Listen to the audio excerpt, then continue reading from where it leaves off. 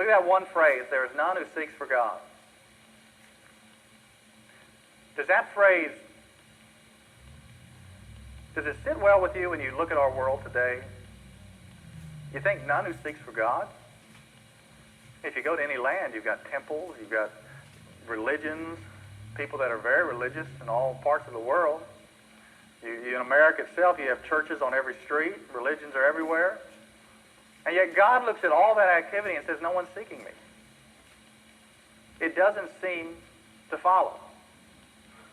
But somehow God is saying that man may be innately religious, but in all his religiousness, God says that man is seeking always alternatives to him rather than him. And maybe you've settled for an alternative to the true God. It may find itself in a lot of religious behavior that centers around the person of Christ, but have you really sought God through his Son, Jesus Christ?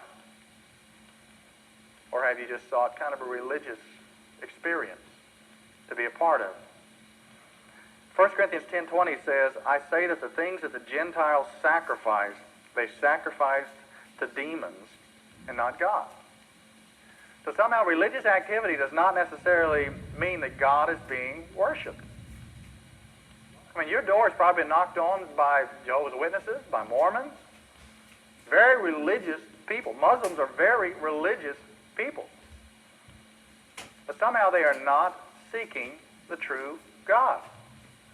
When you seek the true God, you seek him through his Word and ultimately through his Son, Jesus Christ.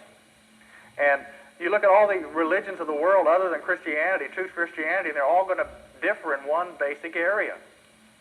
And that one basic area is very consistent with human nature, is that they have a work attitude. And it means you do or you work or you achieve or you maneuver yourself into a position where you make God a debtor to you.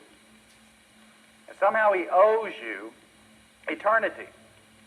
Only in Christianity do you come to God and say, I am a sinner. I am depraved. I can only throw myself on the mercy of the court. If God doesn't forgive me apart from the merits of Jesus Christ, I have no hope.